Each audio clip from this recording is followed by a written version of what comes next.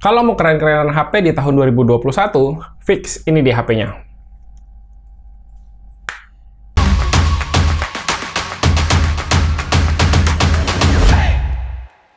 Halo, apa kabar? Kembali lagi di channel Gadgetindo dengan saya Randy. Ya, pada video kali ini saya mau ngomongin tentang Samsung Galaxy Z Flip 3 yang ini jadi HP daily driver saya selama 1 bulan ke belakang. Dan di video ini saya mau ceritain ke kalian gimana sih pengalaman saya selama sebulan ini menggunakan Samsung Galaxy Z Flip 3 ini. Di tahun 2021 ini menurut saya handphone yang paling keren itu adalah si Samsung Galaxy Z Flip 3. Dan menurut saya Samsung tuh bisa jumawa sama brand lain, kayak bisa ngomong gitu loh. Nah, kalau bikin HP tuh ya kayak gini nih. Di tahun ini menurut saya Samsung tuh hadir lebih agresif dengan ngeluncurin banyak smartphone di berbagai lini. Dan menurut saya HP-HP yang dikeluarin Samsung di tiap lininya tuh bisa dibilang jauh lebih menarik dibandingkan dengan tahun sebelumnya. Seperti yang udah pernah saya coba itu ada HP entry level mereka, Samsung Galaxy A22 5G, yang banyak banget penilaian positif dalam video review saya. Terus di kelas mid-range ada Samsung A72 yang secara desain, spek, fitur, dan performa itu super kece. Di kelas yang sedikit lebih tinggi itu ada Samsung S20 FE Snapdragon version yang mantap banget secara performa dan harga. Lalu di lini flagship ini ada Samsung Z Flip 3 yang bakal kita obrolin. Sebelum kita ngomongin HP-nya lebih lanjut, saya mau ngucapin terima kasih buat Nineskin yang udah sponsorin video ini. Jadi, karena HP ini tuh HP yang bagus banget menurut saya, jadi saya tuh jaga banget si HP ini tuh dari kemungkinan gores sekecil apapun dengan menggunakan Nineskin. Jadi, Nineskin ini punya skin yang cuttingannya tuh presisi dan ngepas banget. Buat kalian pengguna Z Flip 3, Nineskin tuh punya anti gores crystal clear yang elastis, jadi bisa ngikutin layarnya Z Flip 3 ini yang bisa dilipat. Atau pilihan lain, untuk layarnya juga bisa gunain matte guard, dimana untuk tipe ini permukaan layar HP tuh jadi ngedoff, bikin nggak mudah nempel sidik jari. Untuk detail harga, promo, dan juga link pembeliannya, kalian bisa cek aja link yang ada di kolom deskripsi. Sekarang kita lanjut aja untuk video pembahasan si Z Flip 3 ini. Menurut analisa sederhana saya, Samsung mengeluarkan strategi seperti ini adalah imbas dari penurunan performa penjualan mereka hampir di banyak negara di dunia, seperti disalip Xiaomi di Eropa, dan bahkan termasuk di Indonesia sendiri. Dengan memberikan fitur, terus desain yang jauh lebih menarik, harapannya tuh kan konsumen-konsumen akan kembali membeli smartphone Samsung, dan performa penjualan mereka akan bisa naik kembali. Ya, pertama di sini saya mau ngomongin dulu momen pre-order Samsung Galaxy Z Flip 3 dan juga Z Fold 3 yang di luar ekspektasi, di mana untuk pasaran Indonesia sendiri, performa pre-order Samsung Z Flip dan Z Fold 3 ini naik 8 kali lipat dibandingkan dengan pre-order foldable phone mereka di tahun sebelumnya. Gimana enggak, dengan tampilan yang lebih fresh, spek yang lebih tinggi, dan inovasi yang lebih baru, kedua foldable phone dari Samsung ini justru dijual dengan harga yang lebih murah dibandingkan dengan seri sebelumnya. Contohnya, untuk Z Flip 3 ini dijual mulai dari 15 juta rupiah. Ini artinya 30% lebih murah dibandingkan dengan seri Z Flip sebelumnya yang dijual di mulai harga 21.800.000. Kemudian di seri ini untuk meminimalisir kerusakan, Samsung tuh ngasih pembaharuan pada si Z Flip 3 ini. Untuk kacanya dia sudah menggunakan Gorilla Glass Victus, yang dimana Gorilla Glass Victus ini dapat lebih tahan 2 kali lipat dibandingkan dengan seri sebelumnya. Terus untuk framenya juga udah menggunakan bahan aluminium yang sangat kuat dan saat dipegang itu kerasa banget solid dan mewahnya. Untuk pilihan warna juga sekarang lebih menarik ya, karena Samsung tuh bisa baca tren di 2021 di mana warna-warna pastel tuh lagi banyak diminati. Dan menurut saya warna krem dari Z Flip 3 yang saya punya ini cakep banget. Belum lagi di seri terbaru Samsung tuh ngasih sesuatu yang kelihatannya nggak masuk akal untuk sebuah foldable smartphone, yakni rating IPX7. Artinya Z Flip 3 ini udah bisa tahan air. Ya minimal-minimal ketumpahan air minum itu udah bakal aman banget. Nggak sampai di situ aja, fungsi layar luarnya juga lebih fungsional dibandingkan dengan seri sebelumnya, di mana layar luarnya ini punya panel Super AMOLED sebesar 1,9 inch dan punya fungsi yang lebih banyak. Buat saya sendiri, layar luar Z Flip 3 ini kepake banget buat baca notifikasi, jadi bisa ngecek apakah chat masuk itu penting atau enggak.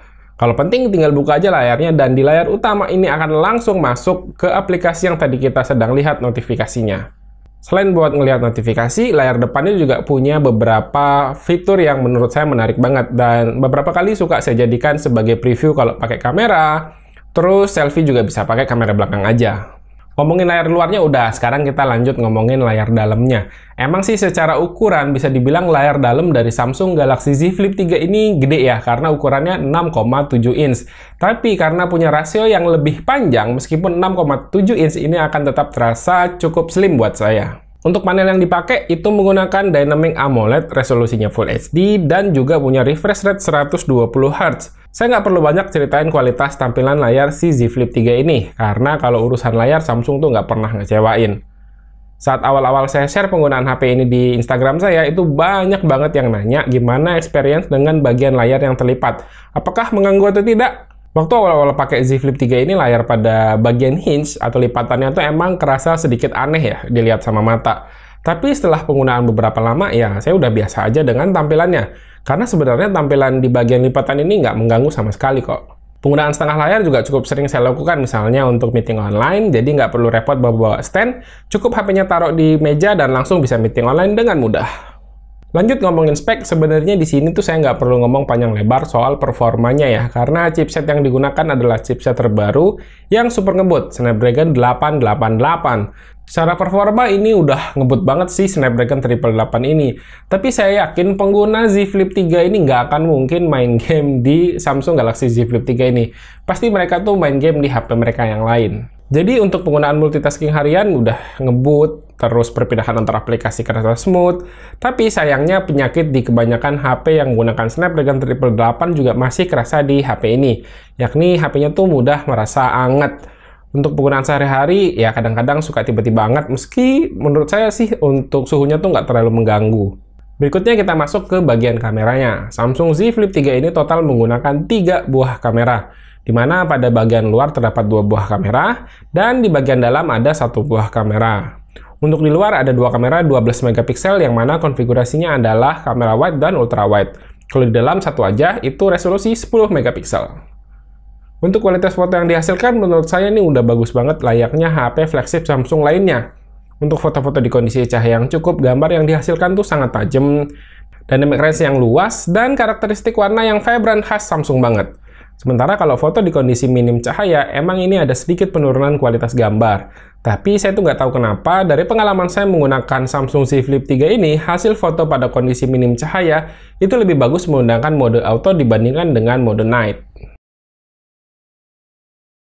Sementara itu, untuk perekaman video, disinilah sensasi experience baru yang ditawarkan sama Samsung, di mana kita sebagai user tuh bisa bikin video selfie menggunakan kamera belakang dalam kondisi HP terlipat. Jadi, videonya tuh bakal punya rasio 1:1. Oke, ini kita lagi jalan-jalan pakai ATV. Ini kalau misalnya, ini posisi kamera saya lipat. Kamera handphonenya saya lipat. Jadi, megangnya kotak doang begini. Dengan sambil pegang ATV, sambil nyetir, jadi enak kita buat vlog seperti ini. Ini resolusi Full HD, Ultra HD, 60 fps. Kita bakal lihat stabilisasinya seperti apa. Apakah oke? Dengan goyang-goyang banget ya jalannya. Kita lihat stabilisasinya apakah mantap atau tidak.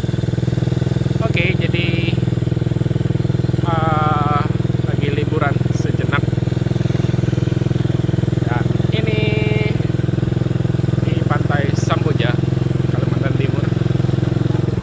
Lumayan cukup ramai, tapi ya outdoor, jadi nggak begitu takut lah untuk protokol kesehatan.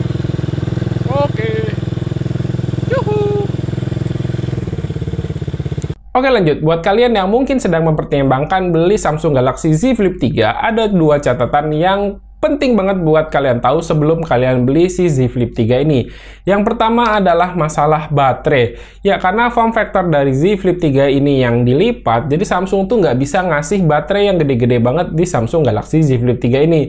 Baterai yang dipakai cuman berukuran 3300 mAh aja. Dan sepengalaman saya sangat sulit digunakan lebih dari 24 jam. Rata-rata penggunaan ala saya yang aktif di media sosial, ngadmin di toko online saya, serta penggunaan streaming video di YouTube ataupun Netflix, kalau baterai penuh sekitar jam 7 pagi, maka baterai akan habis sekitar jam 8 malam. Dan parahnya lagi, sekaligus ini jadi catatan kedua, untuk Z Flip 3 ini kapasitas chargingnya mentok di 15 watt aja. Untuk bagian ini jujur saya nggak terlalu ngerti kenapa Samsung ngasih kemampuan charging Z Flip 3 ini cuma 15 watt. Jadi meskipun baterainya kecil 3300 mAh, untuk ngisinya tuh kerasa jadi lama. Kalau 25 watt mungkin ya lebih oke lah. Ya, gitu dia video review saya tentang Samsung Galaxy Z Flip 3 ini. Dengan banyaknya kelebihan yang udah saya sebutkan tadi, tetap aja ada kekurangan, dan menurut saya nggak adalah HP yang sempurna. Tapi gimana pun juga, dengan banyaknya kekurangan, menurut saya tetap aja Samsung Galaxy Z Flip 3 ini adalah HP paling kece, paling cakep di tahun 2021. Oke, terima kasih buat yang udah nonton. Silahkan like dan share video ini jika menurut kalian video ini bermanfaat.